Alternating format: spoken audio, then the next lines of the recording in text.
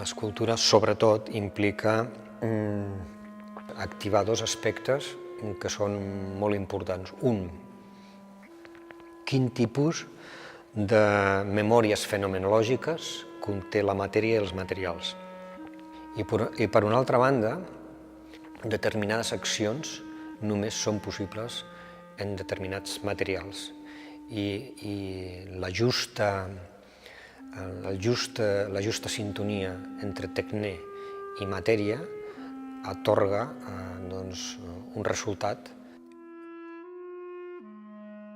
M'interessa desvincular l'obra de la necessitat de construir subjectualment la identitat. De manera que la propietat executiva de l'obra no es produeix en l'esfera de la subjectualitat identitària, sinó que es produeix en una zona frontera, en un territori de ningú, entre el món antròpic i el món brutal dels arquetips que no tenen temps.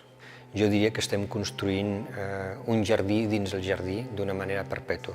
Estem fent, diguéssim, una el·lipsi contínua flotant que no connecta amb allò que desconeixem i que no connecta amb allò que hem conegut fins ara.